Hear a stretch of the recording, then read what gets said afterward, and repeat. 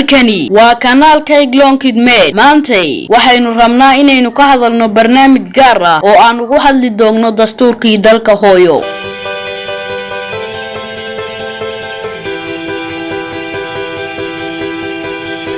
Soomaali weyn waxa bedelay Soomaali yar madaxweyne qaran waxa bedelay hogaamiye ku xeed jamhuuriyadda Soomaaliya waxa bedelay Lixland Somaliland Puntland Midland Banaadirland Bayland iyo Jubbaland qaran iyo quwad waxa bedelay qabiil iyo qaranka dawlad dhexe waxa bedelay deegaan qabiil nimo waxa bedelay tafaraaruq Soomaalinimo waxa bedelay qabyaalad wadaniyad waxa bedelay walahow qaran jecel waxa bedelay qaxooti jecel danguud waxa bedelay dangaar Soomaaliya israacdo waxa bedelay Soomaaliya islaamsato Soomaaliya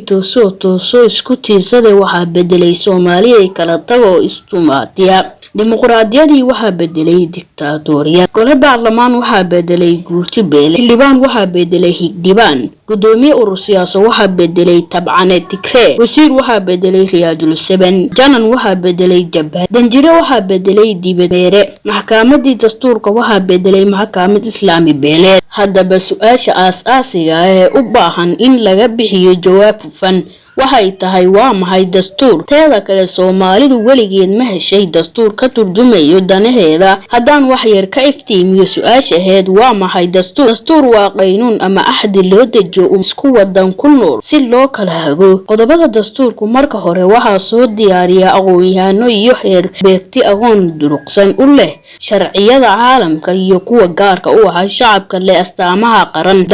dad dawlad dastuurku wuxuu dhaqan galaa marka la qaado afti dadweynaha ku ansaxiyaan codka kalsoonida dastuur waa hooyada sharciyada ka farcamaan dastuur waa udub dhexaadka wax kasta ku arooran isla markaana la waafajiyo tallaabo kasta oo ku saabsan maamulka iyo xeerarka dawladdu ku hagto dadweynaha ee sameeya nolosha gun iyo baar waxa kaloo jira waxyaabo shacabka caadeysto oo muddo ku dhaqamo ugu dambeystana isu bedela xeer dhaqan la isla ogol yahay wuxuuna u hubsiibtaa dastuur nolosha dadweynaha sameeya ayaha colaada dagaalada sokoy waxa soo baxay lan rog dhinac kasta ugu yimid nolosha Soomaalida sida habka dhaqan dhaqaale arrimaha bulsho siyaasadda iyo wixii la mid ah sidoo kale waxa muuqaal cusub yeeshay astaamihii tilmaanta u ahaa qarannimada Soomaaliya oo magacyo cusub loo bixiyay sabankii foodada iyo dawlad la'aanta isbedel gun iyo baar taabtay ay halka ku baahay wax kasta wax loo lan rogay sidii lidii ku ah sidii waayadii hore loo yaqaan aqliga suuban iyo diinta suuban waxay isla ogol yihiin wax kasto wanaagsan in loo nisbeeyo Allah subhanahu wa ta'ala wax kasto xun in loo nisbeeyo shaydaanka la nacaladeeyay haddaba isbedelada xun ee dalka ka dhacay oo noqday dastuurkii dalka hooyo ama heer dhaqanka cusub ee bulshada waa in loo nisbeeyo inay mas'uul ka yihiin hogaamiye ku xeedyadii maadaama ay diideen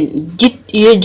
joog iyo jiib ayna horjeegsadeen in dawladda dhexe dalka loo dhiso wax kasto humaan ah waa in dusha loo saaraa dal ogiyaashii dalka rogay gaboodfalkii geeyii ka dhacay iyo hurgumaadii laga dhaxalay hogaamiye ku xeedyada waxay abuureen nidaam cusub tusaale Soomaalidii hore ma lahayn jirin dabaqad kala sareysa bilowgii dagaalada sokeeyay ninkii qori haysta ayaa qado helay waxaana la yiri saari qori leh mooyee nin kale sile ku noolaa dhowr sano kadib waxa soo baxay tujaarul xirbi tekniyo leh oo dalka keena cunto iyo daawo dhacday maalmaati qabeenka cusub waxa hal dhig u ah sidan maalka u helay dawlad hay maqashin iyo mar hadaan maaliyad haysato marrabo maamul fawdadii iyo dawlad la'aantii lagu abaaday waxa dadka la miirmeen laba dabaqado diisle iyo diifle macnaheedu nin aruurtiisa daawato diisle boqolays leh iyo nin aruurtiisa diifka cunto oo aan qado heli karin diifle muufo iyo maaraq waaye oo macluul